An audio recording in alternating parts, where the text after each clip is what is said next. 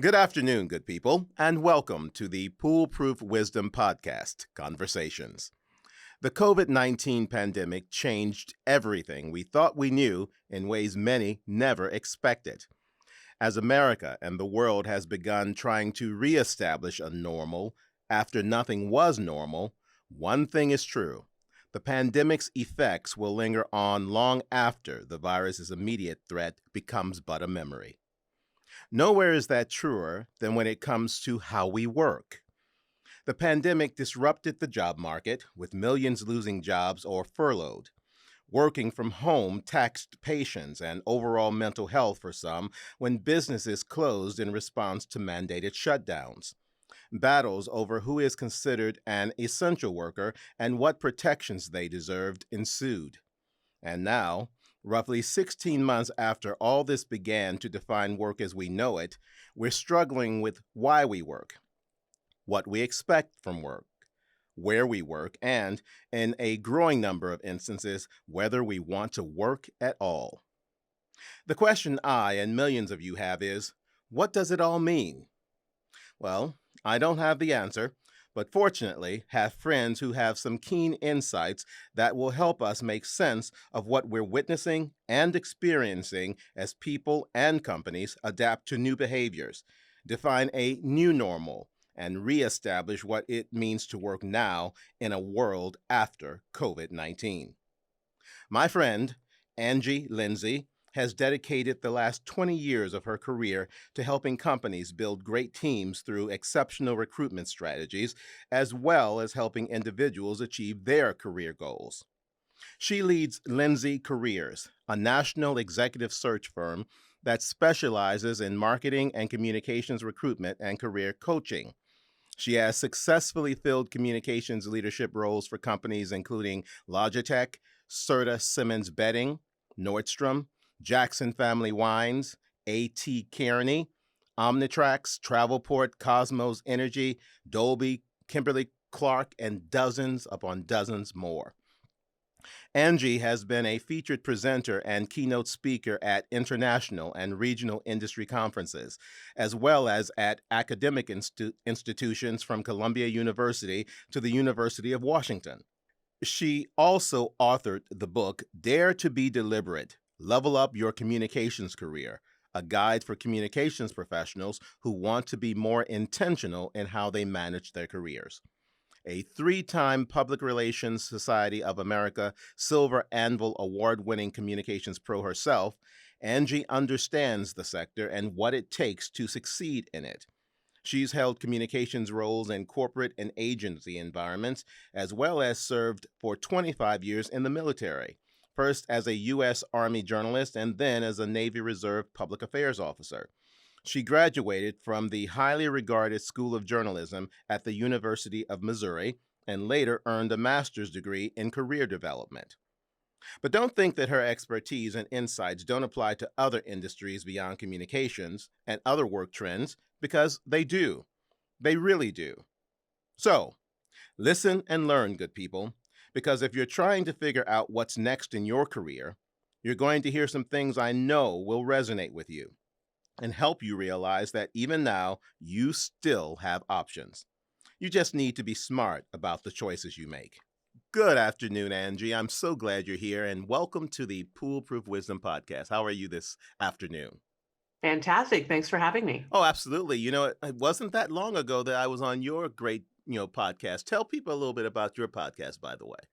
So my podcast is called Dare to be Deliberate, and it all goes in line with the book that I wrote called Dare to be Deliberate. And you know me, I'm all about being intentional in how you manage your career. Right. So my podcast is a combination of things. I either do a 5-minute short podcast that's just a tip that's around career development or job search or something like that.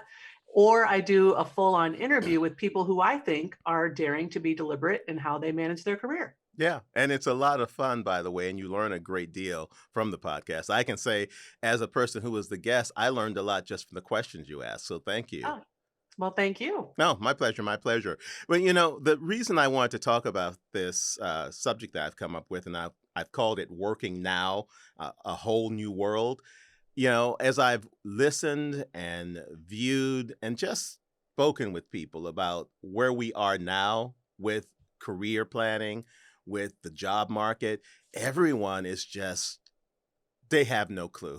They're like, what is going on?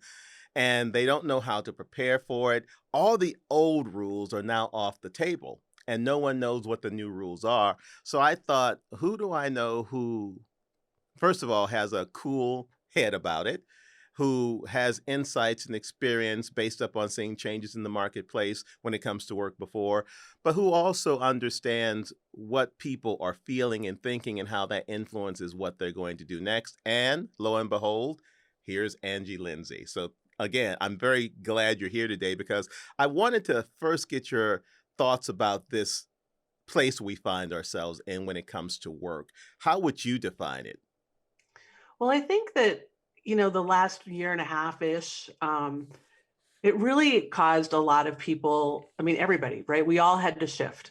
And some people loved the shift. Some people, and I don't think we loved the shift entirely, but some people loved the opportunity to be able to work from home and they thrived in that. And other people really did not thrive. Hmm. And so, but I think the most important thing that happened, and we're all reading this in articles everywhere, is people started rethinking their priorities and their values and what matters to them. And are they being fulfilled at their job? And what's this going to look like? And I don't think anybody knows what it's really going to look like.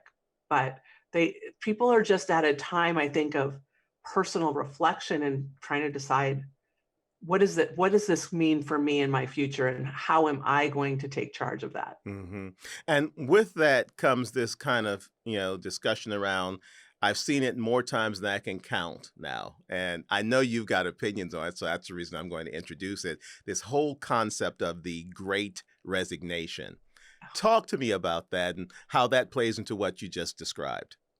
Well, there's tons of articles out there that there's going to be this great resignation. Like I think Bloomberg did a survey and somewhere in the neighborhood of 40% of workers say that they're planning to change jobs or quit their jobs this year. Mm. That's a huge amount of people that want to make a move.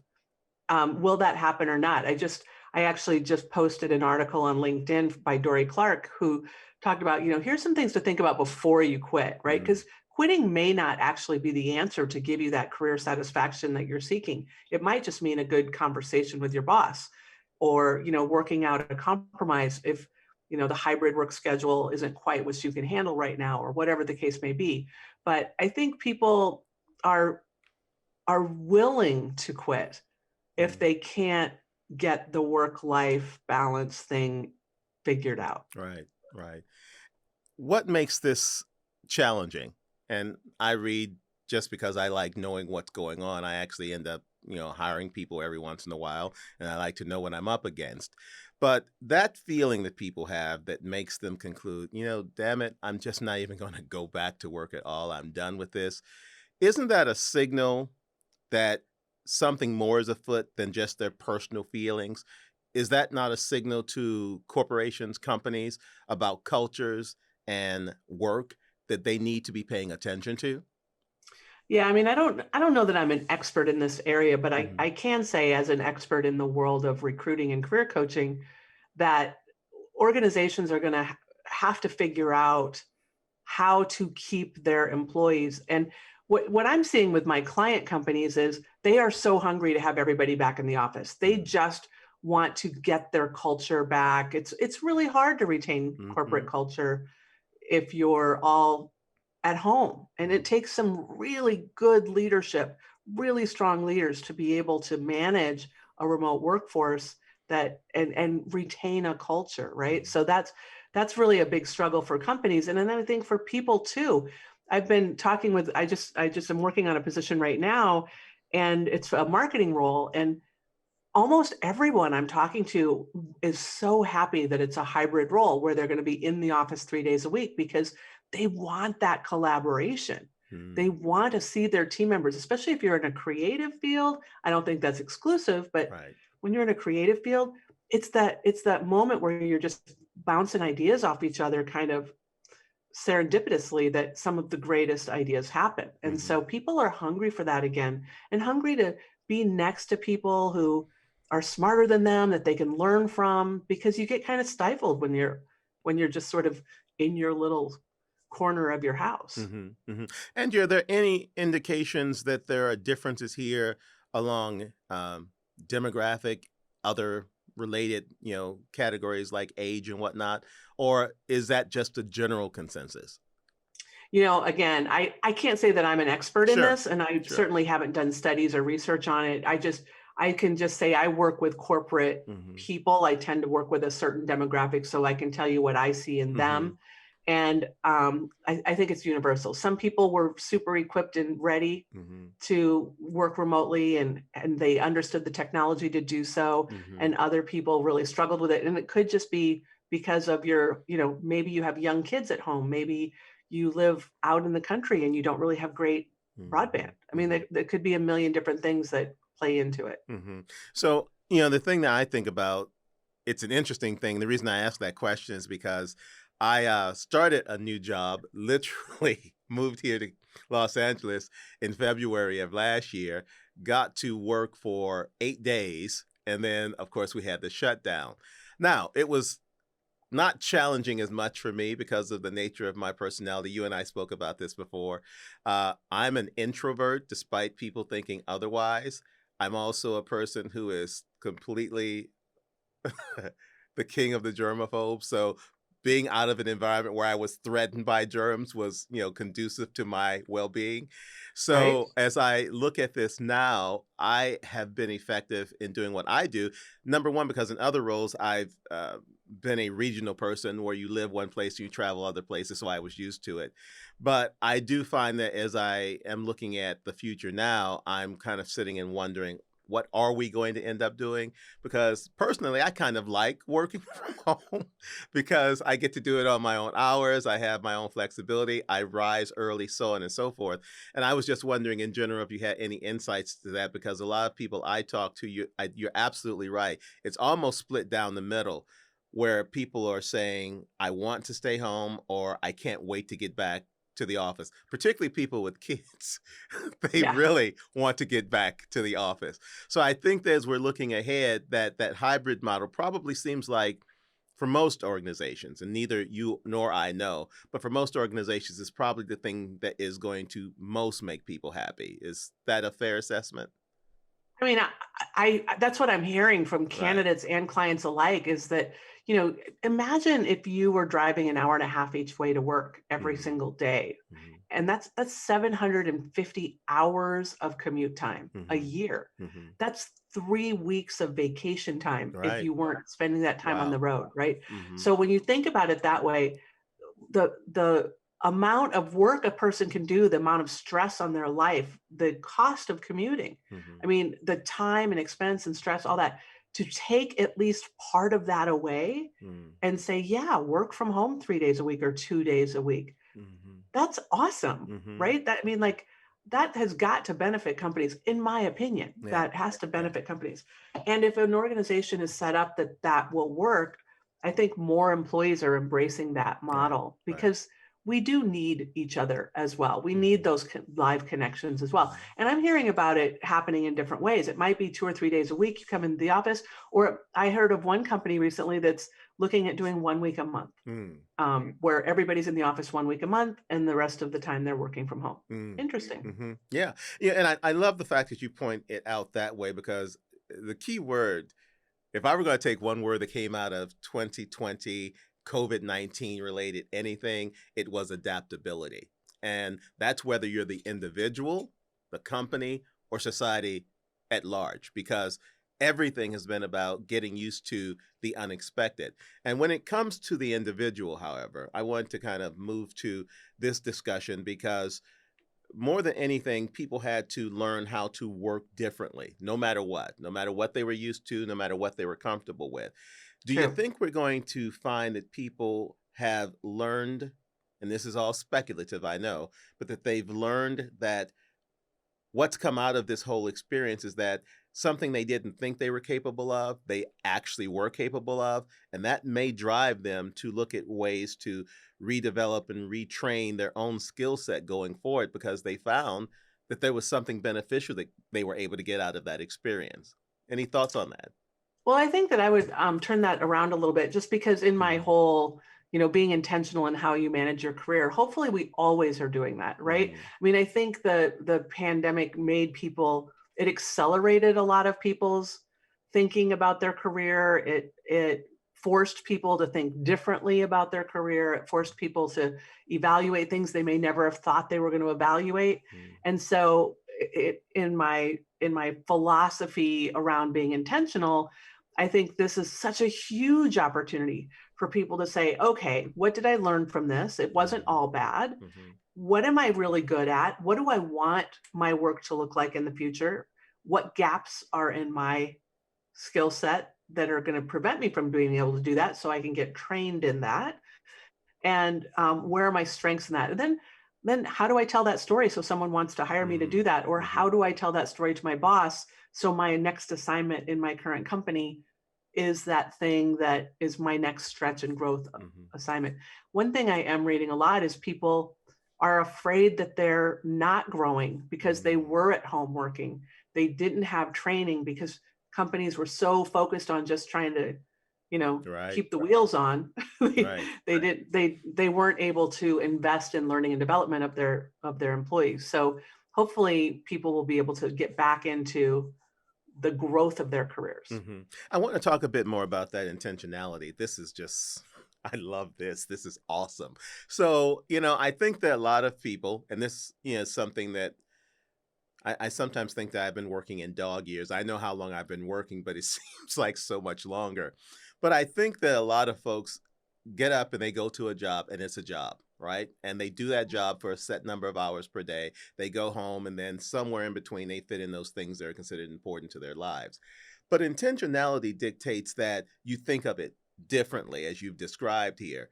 And when people are pressed to do that, do they find or have, in your experience, I'll put it that way. I'm keeping up with you here, Angee. In your experience, do you find that people reveal that they were not being intentional, that they thought as intentional as they thought they might have been? Or are people really on point when it comes to what they're doing with their career? Well, I think most of us are head down, busy managing our jobs, Mm, and we forget to look up and mm, manage our careers, ooh, which I think it's a big difference there. mhm, So I think it's interesting. I am a person who believes that I have to love what I do. right. I also believe that when you love what you do, it feels a lot less like work, Mhm, right? You have a lot more fun. You spend a whole lot of time on a job, so you mhm, might as well like it. mhm, And the goal is to be in roles that align with your values, align with your priorities, align with those things you don't have to be super passionate about right. it. I mean, it doesn't have to be, like some of the things I love to do in my personal life. Thank God it's not my job. I might end up hating it. Mhm. Right. And so, but I also know there are people who want a job, who Mm, want to go make a living, leave the office or leave their work site and not have to think about it after they come home from work until the next morning. right. And there's nothing wrong with that either. Mhm, Right. I mean, it's totally fine. People view their career, is it a job or is it a career? And and what is it, a means to an end, or is it the end itself? I don't mhm, know. mhm. But for me, I love to love what I do. And Right. so that's why the whole dare to be deliberate concept came about, is because for others who want to be passionate about their careers, there are ways to think about it. Like, you just have to do little things Mhm. daily, weekly, monthly, quarterly, and annually that just keep you on track, Right. so that you're not head down just managing your job. This is what I hear all the time from Mhm. from people when I'm either coaching them or candidates. They'll say, "Oh gosh, I just got laid off, and I need to reach out to my network, and I haven't talked to some of these people for Right. 5 years." Mhm. Right? We've all Mhm. done it, Mhm. and that's a huge problem, because I think part about of being intentional in your career is Right. staying connected to your peers, stay connected to your mentors, your former colleagues, your former bosses, because those are the people that are going to help you in times of trouble. Don't only reach out when it's a time of trouble, reach out, stay connected when things are great, Right. so that when things aren't great, they'll show up. Yeah, and that's a lesson for life, not just Mhm. work. And I think that probably people do exactly the same thing in life. It's like they'll have someone and then they end up in this position where it's almost like, dang it, now I've got to ask them for something. And then there's no relationship to build on. I Right. think that, one of the challenge with this too, from a few people I've spoken with is, as people are looking at their work, a number of colleagues that I know across different companies and across different industries are in leadership roles. And what I Hmm. found telling is in those conversations, they want to do what they do, but they kind of are over being managers of people. They're thinking, I don't want to deal with it. I just want to do my job and be responsible for myself. And that's an outgrowth of the experience of being quarantined, working from home, all of this type of thing. And I'm trying to figure out, as I've spoken to a few of them, what's really at the core of it here, because I actually did a post the other day where I was saying that it's challenging. It's a lot of work managing people. And at the risk of some conceit, I've been told that I'm a good manager, but that's because I actually am very interested in the people and what's good for them and making sure that I keep them engaged. And when the difficulties come, I find a way of making sure I get through them quickly. But I think a lot of people just now have come to see it as a an additional set of responsibilities that they'd rather not take on. And as they're looking at this whole concept of work going forward, how do people who are in leadership roles and management roles find their best path to remaining engaged where they can continue to enjoy what they do, but if they're in a management role, also considering that that's part of it? That's where I'm trying to get to. Well, I mean, let's face it, leading people and managing people is hard. Yeah. Like you said, it is hard. And not everyone likes to do it. And unfortunately, as we grow in our careers, moving up the ladder, so to speak, is managing more and more people as you Mhm. go, right? That's Mhm. not not every career field has a path for senior level practitioners. Mhm. You have to become a leader, a manager. Let's take sales as a great example. You could be the best salesperson on the planet. Right. And what happens? They promote you to be a sales manager. And then you suck at it because you don't want to be responsible for other people. You don't Right. want to have to hold anybody else accountable Mhm. because what made you a great salesperson was your own accountability. Mhm. And so sales is a good field for that because you can continue to grow and be a better salesperson and better salesperson. You're going to make more money, Mhm. but not taking that people management role is often hard because you want to move up. Mhm. And then what do you do Mhm. when you're not a great people Mhm. manager? Right. Mm. So I think that it's going to depend on the career field you're in. Mhm. And that's I think why a lot of people opt out and say, I think I'm going to become a consultant Mm. because I can be a senior level practitioner and I won't have to manage other people in the process. Mhm. Mhm. That's a huge leap for a lot of people to make, I understand. I've got some really good friends. I've got friends who are awesome, to your point, at what they do, and they want career growth, but they absolutely do not want to manage anyone. And I usually get into a little bit of a verbal war with them because I was like, you gotta do it. It's the only way that you're going to be able to get what you want. But at the same time, in companies I've worked for, I've always struggled with how can I take a person who wants to be more the individual contributor and also bring them along on a career path where they can still contribute tremendously to the company. But at the same time, it's not going to require them to take on doing so with other people. I will tell you, I've yet to find an answer to that question, but I'm still looking for it. And I think a lot of companies are, which is going to be an ongoing challenge, particularly now as people are looking for meaning in their work. And I think a sense of I value what I contribute, and that should be enough is as we look at this, I think that's going to be one of the emerging challenges going forward is to make sure that people are able to look at people as they are and what they can contribute and find a place for them that works nonetheless. Yes? Well, can't that be a consultant model in a way? I mean, I know companies Mhm. who, I mean, I've done searches where I've recruited, since I'm a Yes, primarily you are. communications recruiter, right? Right. So where I've recruited someone very senior level, they may have held the director Mhm. title, but they were a team of one. Mhm. And it always makes me smile when I talk to people and say, well, I'm looking for a very senior level practitioner. There are no direct reports. And I get these sighs of relief. They're like, yes, hallelujah, I really want that job, right? There are people who love and thrive in managing people, and thank goodness for them, because great people managers are hard to find. Mhm. And when they're really good at it, companies need those people. Mhm. They need people who know how to lead, know how to hold people accountable, know how to hire, know when to fire. Those are all really important skill sets. Mhm. But everybody doesn't have to have those skill That's sets. right. And so I think companies still, like when you think about your team, Charles, you have a great individual contributor. Well, find the role that requires that big thinker, that really great senior practitioner. I think about executive communications as also that is often a job that does that, because you need somebody who has the gravitas to work with the C-suite every single day Mhm. and be their writer and their consultant, if you will, to the C-suite on how they're communicating. That executive communications person may not need anyone working for them, but Mhm. you need someone who's not 5 years out of school. Right. Right. Right. Let me digress a little bit since we did talk about communications, a love of both of ours, obviously, Mhm. given what we do. I've been hearing a lot of chatter now that talks about the value of communications slash marketing now, post COVID-19 and what that's going to look like. A few of the professional organizations I have joined are specifically looking at ways that we could leverage what's been learned and apply it anew for what's going to be happening in this industry going forward.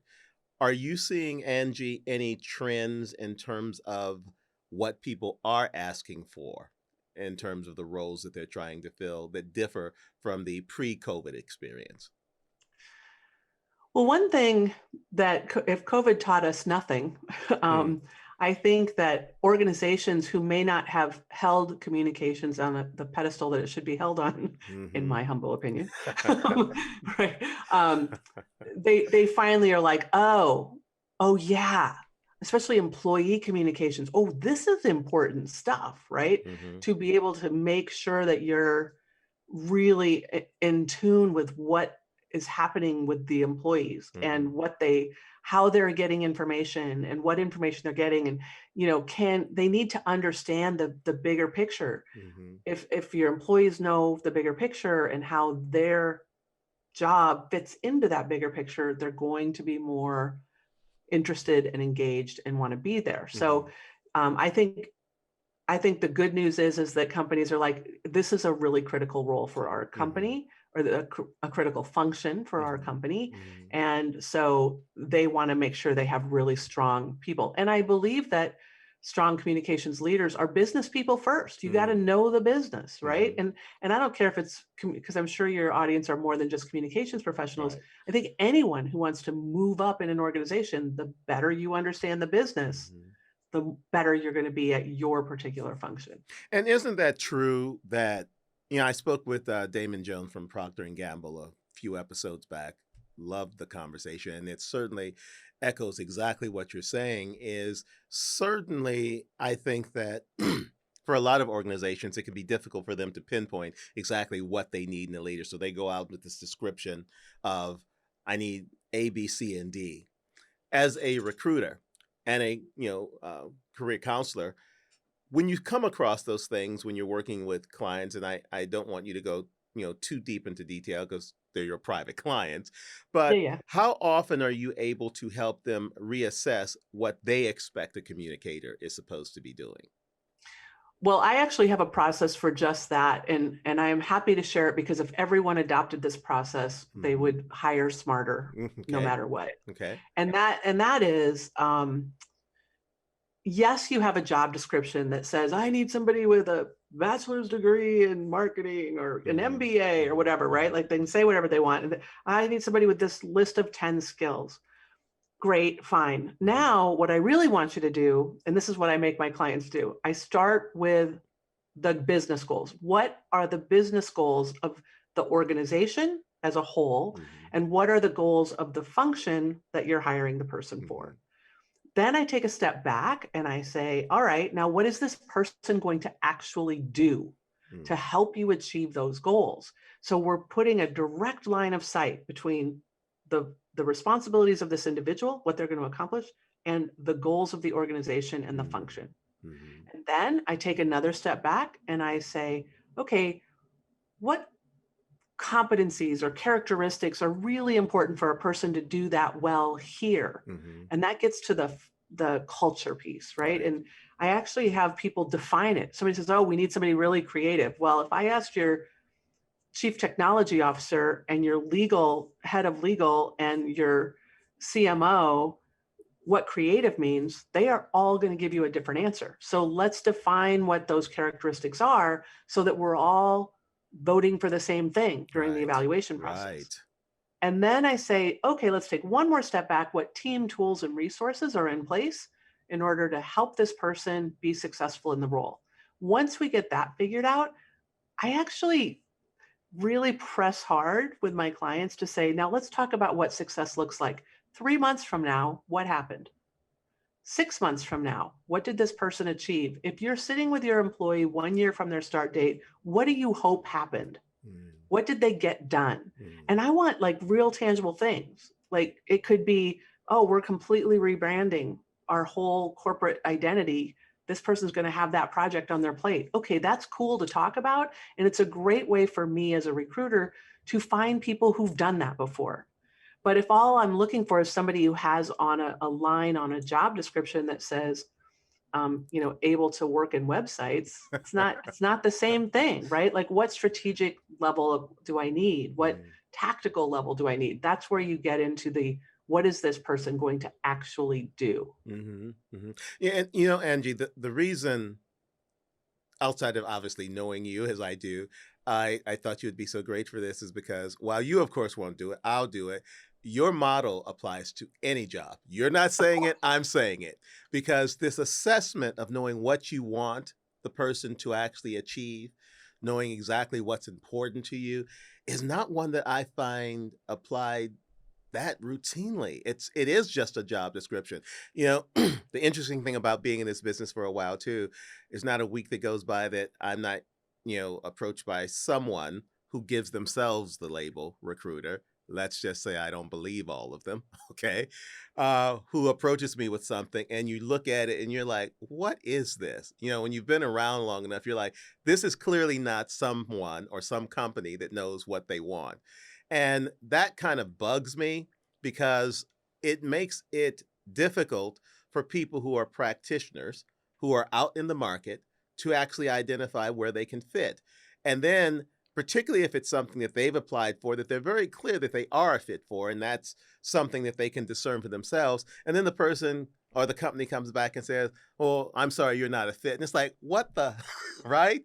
Where is the line between self-awareness and um, self-destruction, I'm going to call it that, when it comes to that kind of work, that level of discernment, not only on the part of the company, because you want to bring in great people, but in regard to individuals who are out here looking, who think that the world has been turned upside down because even though they know they have skills and abilities and opportunities to contribute, they're being told no. How does that work? Well, I think that there's two sides of that coin. When you look at your resume, you know that your resume is not telling the whole story of Charles, Hmm. right? Like Hmm. it tells about a third of your professional Right, story. I right. mean, your resume is kind of given, okay, here's a quick rundown of where I've been, what my degree is, Mhm, few accomplishment bullet points, mhm, right? But mhm. who you are, the essence of you, is not really able to be on a That's resume. right, that's right. A job description is kind of the same, right? I Mhm, always say a job description tells about a third of the story, right? Here's mhm, some basic qualifications I'm going to need and I'm going to look. But when I'm working on a search, when I'm recruiting for something, there's a whole story that I know that's not on paper. mhm, So if I don't always post jobs, but if I did post a job and somebody applied for it, I actually had this happen the other day. mhm, I posted a job, someone applied for it, and I sent a very nice thanks, but I don't think you're a fit for this mhm, role. And mhm, I'd love to stay in touch with you for other mhm. roles in the future. And he sent me a note back and said, I disagree with you.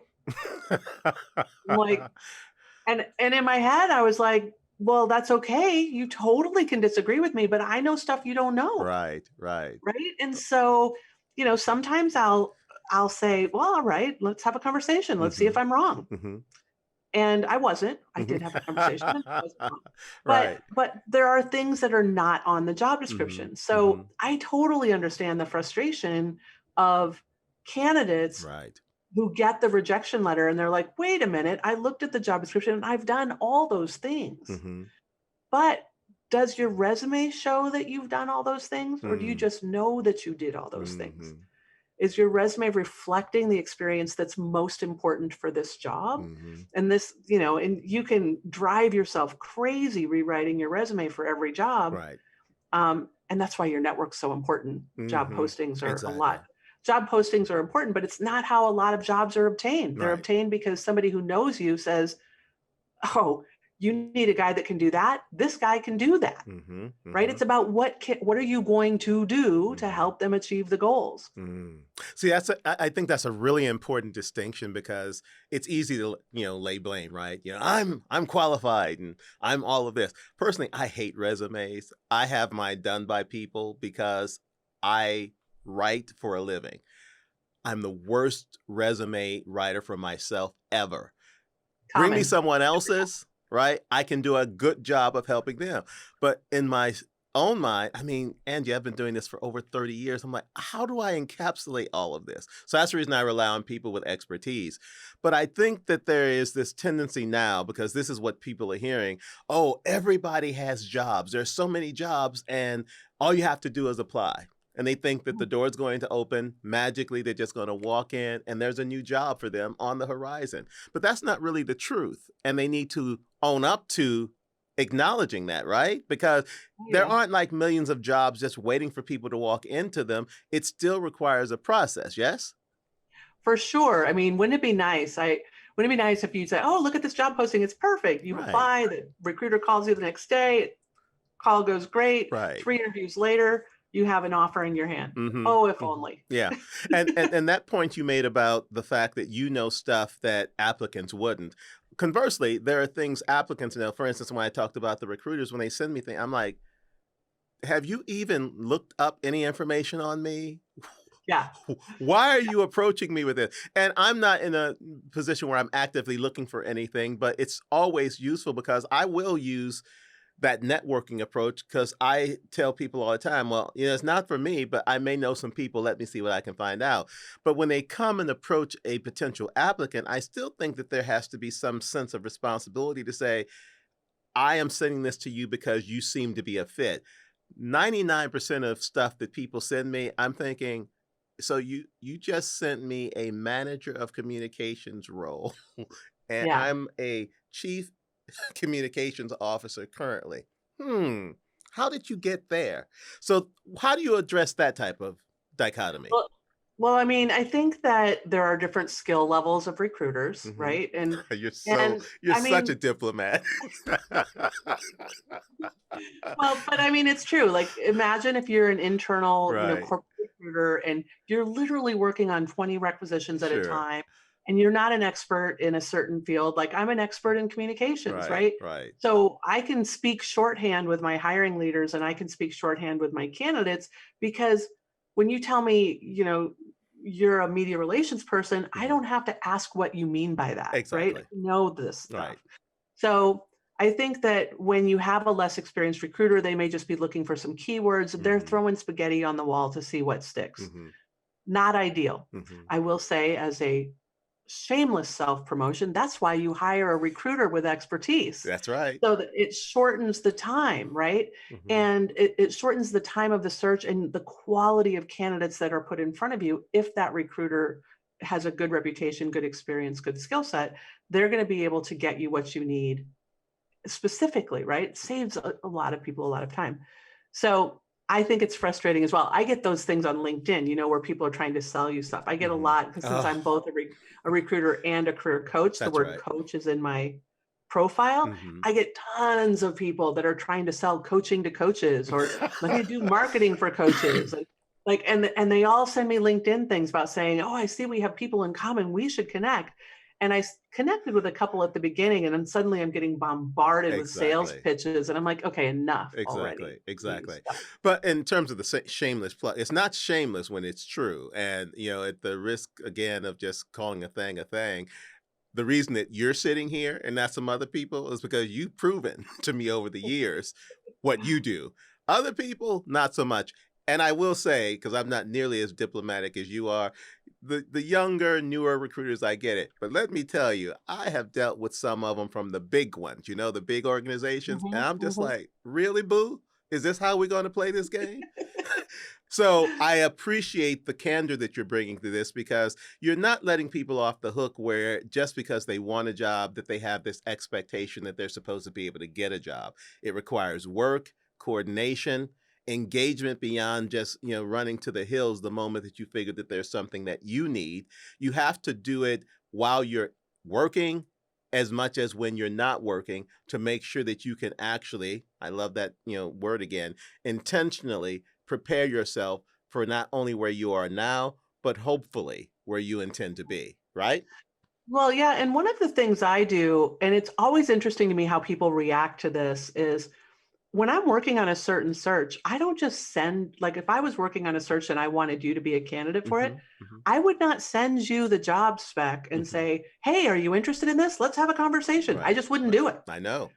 The way that I reach out is I Mhm, say, "Hey, I'm working on some stuff and mhm, you look like somebody I need to have in mhm, my on my radar. mhm, Might be good, might not be good. Let's mhm, get on the phone and have a conversation." mhm, And I always talk about I want to learn more about your background and career goals mhm, because it's not good enough for me to have a great job. What if that great job isn't going in the direction you're trying to go next? mhm, So I mhm, want to get to know you as a person and what you're about, where you've been mhm. and where you're headed Right, because for me, career being deliberate in your career means you're not running away from something, you're running toward the next thing that's the right next thing. mhm. And so I want to know what you want to run toward. So maybe this is it.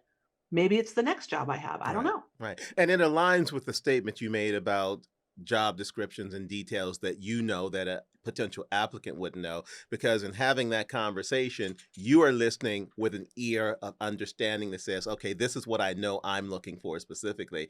And Mhm. if you hear it, if you sense it, then you can tell from that conversation versus just giving someone a cold job description who is probably saying, God, I hate the job I'm in currently. Oh, this looks like it's good. I'm gonna apply. Well, it's a lot more than that. And that's where people, I think, sometimes fall down on the job of intention is because they are applying for a job to escape a situation or for other reasons beyond the fact that the job is one that they can do. And I've Right. certainly sensed that because, you know, it's it's difficult hiring people. I mean, I had some small things for the job that I'm in that I did last year, and going through our HR process and you're seeing all these applications, and I'm thinking, I am intentional because I wrote the job description. It wasn't one just written by HR. And when you see it, you're like, did they read a word of what I said? So I want to reinforce as part of this, as we're talking about how people work now, that we use your phrase of intentionality and apply it. And that we also ask people to give consideration to those things you've described in terms of what their goals and aspirations are. And then finally, to understand what a potential employer is looking for as well, not just in terms of what they feel they fit into, but in terms of where it can take them down the line. Did I get it right? Absolutely. Okay, Yeah, okay, okay, absolutely. okay. Because I do think that, one of the things that I've seen too in terms of trends going forward is people really want to hire folks who are in it for being part of something greater than themselves. That whole search for meaning that we talked about earlier. Mhm. I find that the older I get, the more I long to know that aside from the P&L, aside from the things that are perceptible in terms of how well the company's doing, there's nothing more fulfilling than when you do something and you know it has meaning to you personally. And if it can have meaning in some tangible way outside of the organization, I'm in the healthcare business, so being able to help people feel better and recover is important. That's what gets me up in the morning. Can you speak a little bit about that kind of intentionality about what it takes to get people where they are engaged for the long term that you've seen, if anything, because I know that it may not be possible, that you've seen that may shift in the coming years because of all of this change that we've undergone? People want meaning. Have you seen anything so far that indicates that is directionally where all of us are going to be headed? So what I think is funny is you said, as I get older, finding purpose and meaning in my work is more and more important. Mm-hmm. What is absolutely, to me, amusing about that Mm-hmm. is you read all these articles forever and ever and ever. There's all these articles about millennials want purpose-filled work. Gen Z will only work for companies Mm-hmm. with purpose, mission-driven companies. Mm-hmm. I have never spoken to a candidate who did not tell me, I don't Mm-hmm. care what age or stage Mm-hmm. they are in their career. Mm-hmm. I have never had a candidate say to me that they want to work for a company that has absolutely no purpose for good. There you go. Ever. Like Right. every single candidate always says, well, I want a job that, is values driven. I want a company that has purpose. I want mission driven work. And a lot of times people go to the, oh, well, I have to work at a nonprofit if I want mission driven or purpose driven work. And that's totally not true. Mm-hmm. Lots and lots of organizations are doing good and doing well. They don't have to be nonprofits. Right. They can be lots. When I lived in Seattle, I often use the example, Docusign is in Seattle. Mm-hmm. And I had all these graduate students are like, oh, I only want to work for companies that are doing good for the environment. And I'm like, well, what's wrong with a company like Docusign? They have completely changed the world for electronic signature. Do you know how many stacks of paper were put in a FedEx envelope and shipped across the country before companies like Docusign? I mean, think of all the trees we've saved and all the fossil fuels we've saved. Like, isn't that good? That's I never thought about it that way. Yeah. That's So I think fascinating. that I think people need to think bigger and broader when they think about purpose-driven, feeling good, all of that. There's lots of things that can make you feel good about the work you're doing and the place you're doing it. And I don't think it matters how old you are. And I don't think it ever has, pre-pandemic or post-pandemic. I think people want to feel good about what they do. It's interesting. I'm still sitting here a little blown away by it makes perfect sense. I mean, I've used DocuSign for years and I've yet never thought about it in the context you just described it. That's mind blowing to me. And I do think that that's a huge, chasm for a lot of people. We have a general idea of a place. It's a company, right? And that's all we know about it.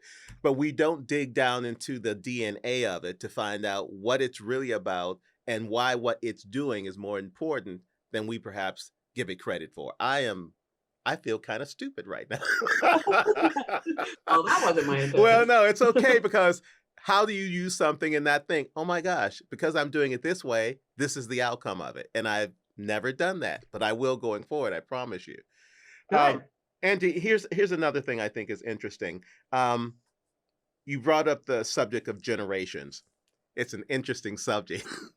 I am equally fascinated and dumbfounded by younger people these days. That is not a function of being old. That's a function of the fact that I was never my chronological age. I always was a lot more emotionally mature, I would like to call it. And it wasn't me saying it's what other people told me. So I didn't necessarily connect with my actual chronological generation. But as I watch, the younger generations now, so much of what they do just resonates with me on a very personal level, and I love them for it.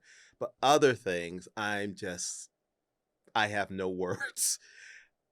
Because these are going to be the individuals who are going to be fueling businesses and organizations and leadership roles going forward, whether it's communications, and speak broadly on that as you choose, but as it applies to just the larger world of work, what are we going to be looking at in terms of what this whole experience of COVID-19 and surviving it is going to mean to them and how it's going to influence perhaps how they approach work? Any thoughts on that?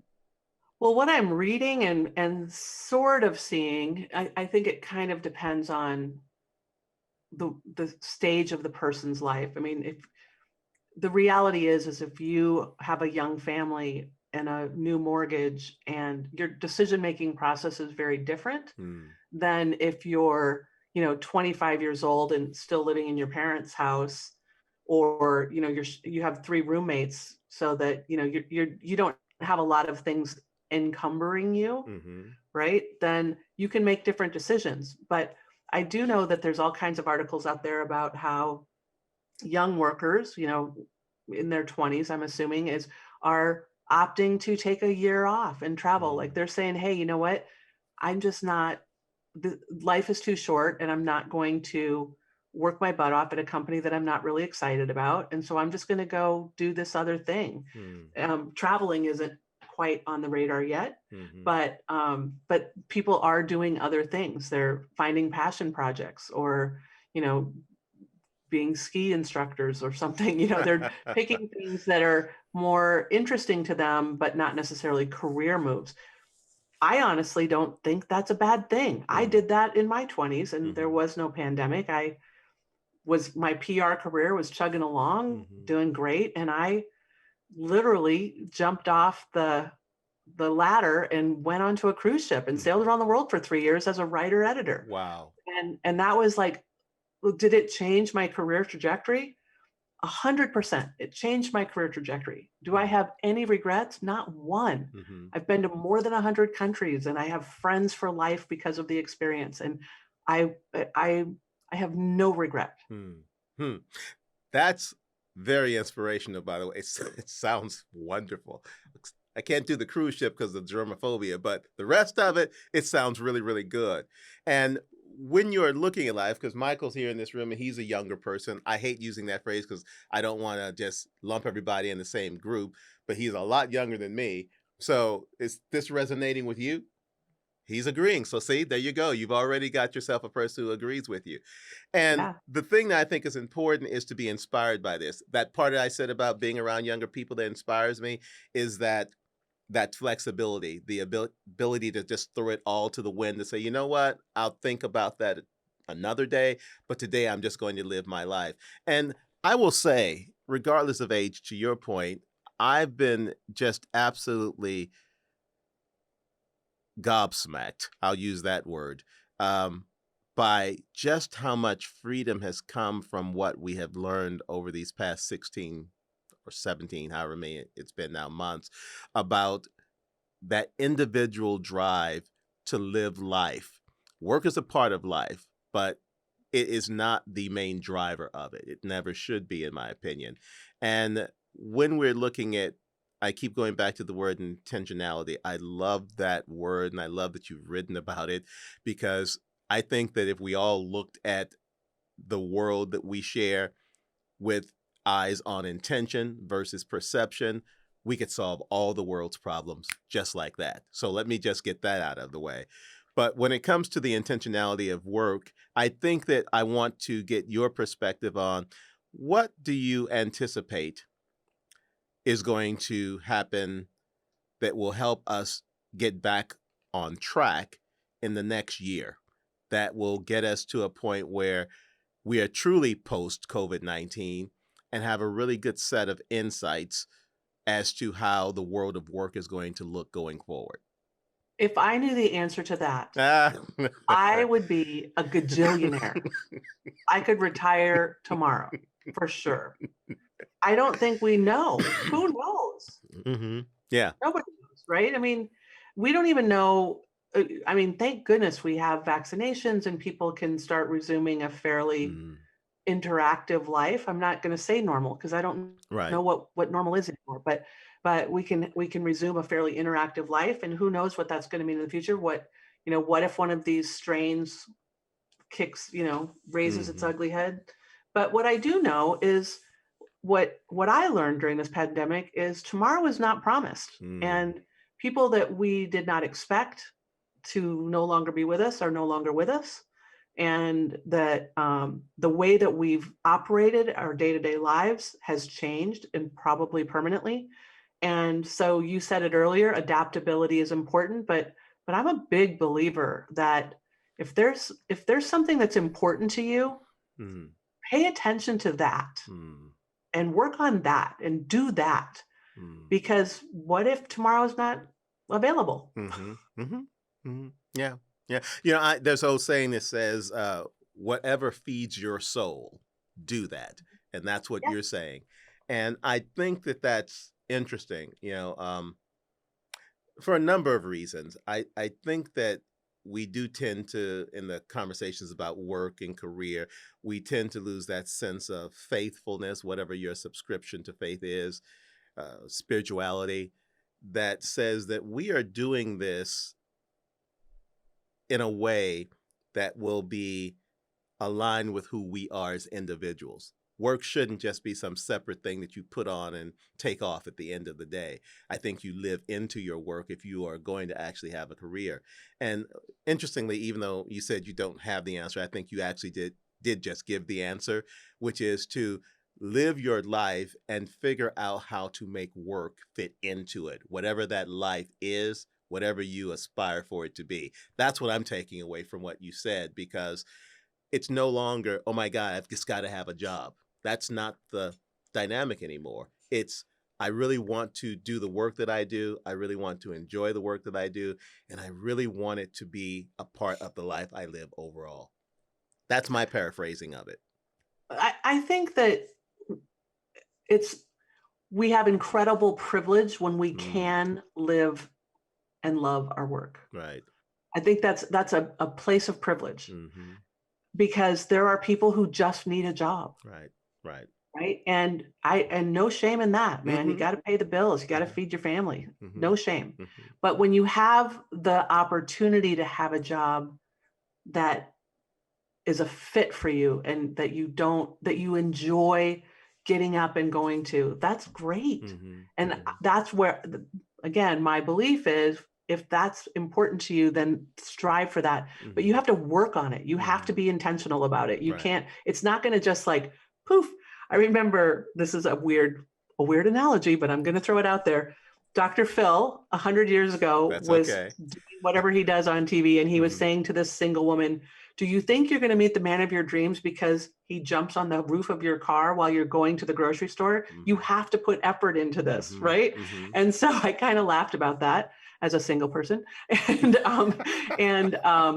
so I think about that in our work too. The perfect job or your career aspirations aren't going to just just show up because you thought, oh, wouldn't it be nice if this happened?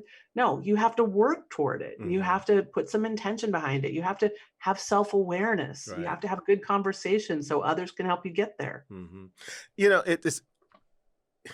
I love this conversation. I knew it was going to be good. So, I've been at every level of need when it comes to work, and I remember when I had jobs that I absolutely abhorred, but they were putting food on the table, paying for the tuition, whatever the need was at the time, and you dealt with them.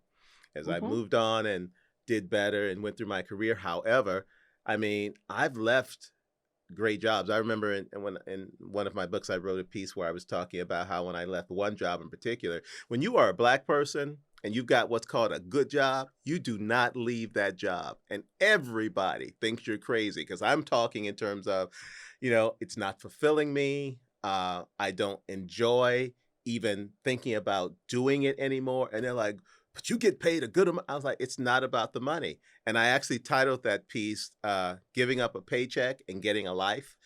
And that's the growth level. So I hear you when it comes to that, because I know what it's like. Certain times you've got to stick through it. I worked in a nursing home once, Angee. It was the most horrific thing in the world for a germaphobe.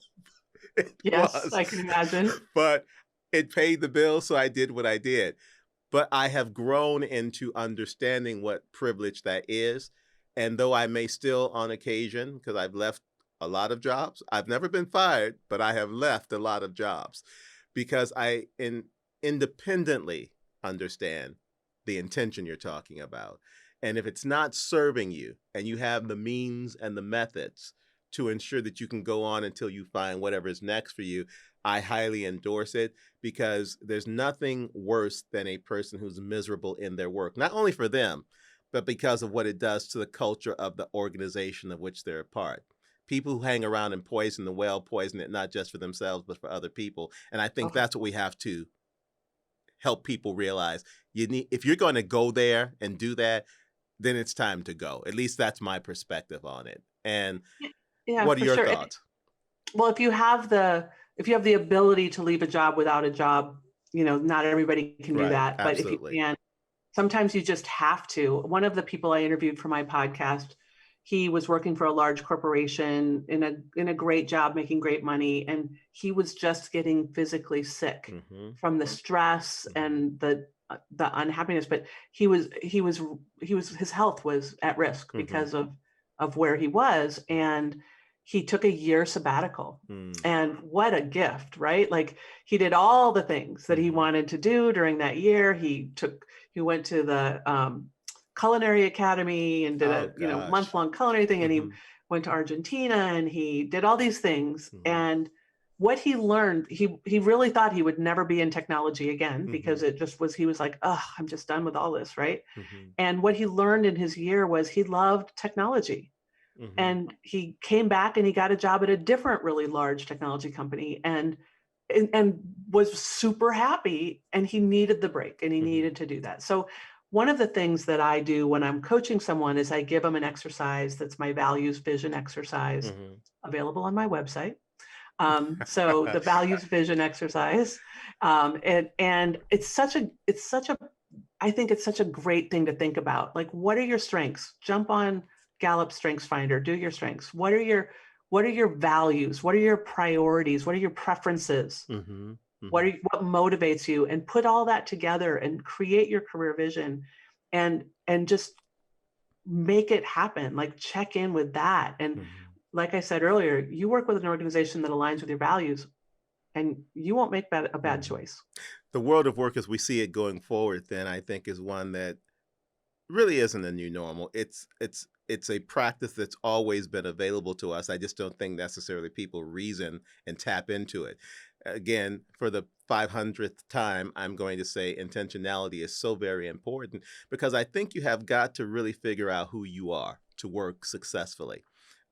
Whatever's important to you, whatever you value, that's going to go into what you bring to the table at work as well. And I do think that what's so compelling about what you do, Angee, is that you're such a straight shooter with people in terms of telling them, not necessarily what they want to hear. You're not one of those people who's going to give participation trophies to everybody. And I admire that about you. You're not going to be like, no, just as we talk, that's not the way it is. But you also do it out of a sense of, I think, respect for every person figuring out for themselves what's best for them. And because you do it that way, I think that's what makes you a great counselor. I think it's what makes you a great recruiter. But I also think that it flows directly from the nature of who you are as a human being. If you didn't bring to the table the perspectives and the perceptions you have as a human being, what you do on a daily basis wouldn't be possible, because you'd be like so many others out there who are just going through the motions of recruiting and coaching people. How do you want to ensure that this becomes an approach that people can embrace for themselves, by making sure that they are discerning carefully when they're seeking help, people like you that they're going to work with? This is where you're not going to call it a shameless plug. This is me doing it. But how do people who want to do the things we've discussed here today and want help in doing so reach someone like you, including you if you're a communications pro, to access those services? Yeah, so I primarily work with marketing and communications professionals on the recruiting side, for sure. On the coaching side, I have done coaching for people outside of those functions, but people that are in those functions particularly like working with me, because I get what they do. We all think we're special and unique and different, and because I get what marketing and communications people do, it's nice to have someone to help guide their career who actually understands what that career path is or could be. So individuals like that, you can reach me on my website, of course, linseycareers.com. Linsey is spelled without a D, which is always confusing to people. And I'm always happy to have a conversation with somebody who just wants to figure out if I'm the right person, because I'm not the right person for everybody. Right. And I have an introductory call with people, and I have said on more than one occasion, you know what? I don't think I'm the right coach for you. Mm, And I may send you to another person I know, or mhm, at least to a resource that you might find someone else. mhm, I've done the same with my recruiting. If you mhm, want help finding a really strong communications leader or marketing leader, or even mid-level person, I'm a great person to go to for mhm, that, because mhm, that's my area of expertise. mhm. I have a wide network in there. I understand the work, and I know how to find those people. So I would always welcome anyone who would want to learn about that. If you're just looking for a career coach, there's many out there. LinkedIn's a great resource to find people that have all different kinds of specialties. I mean, there's career coaches that just do resumes, and there's career coaches that are soup to nuts. So I think it's a personality driven thing. You want to Mhm. find somebody who you trust and believe can help you get to where you're trying to go. Yeah. And I think that the greatest testament to that is the fact that, Angie and I initially met because you reached out to me about something and it wasn't right and it didn't work out. Yet here we are all those years later. Why? Because of what you brought to the table and the fact that you showed me that you were completely authentic in your approach. And these are the kind of people, when you're speaking about that network, you want to have in the network. I feel very comfortable if I want to bounce something off you, asking you a question or whatever the case may be. And I think that's the nature of a really good relationship, is to make sure that you remain engaged with people in real ways in real times. Plus, we're both pretty freaking direct. So it doesn't hurt that we don't pull punches with one another. But I do want to make sure that people understand that you are a tremendous resource. And if you haven't been applying any of the things that you've heard Angie speak about today in terms of your job search, or if you're an organization that is looking for people, but not taking into account the things that you've heard her speak to in terms of what you need to provide for the culture, then you're missing out. The world of work going forward really is an individualized thing. It's not a collective thing. And what Angie has taught us today is give yourself the time to practice intention, whether you are a person looking for work or you're someone looking to hire someone for work. Because without that being at the forefront of your actions, nothing else is really going to work out all that well. That's me saying it. That's not Angie saying it. So I want to thank you so much for spending this hour with me. It is exactly the kind of conversation I felt we would have. And I want to also say that it is always great to deal with people who are exactly as they are 100% of the time. And you certainly fall into that category. So thank you. Thank you. Thank you, Charles. It's been really fun talking to you.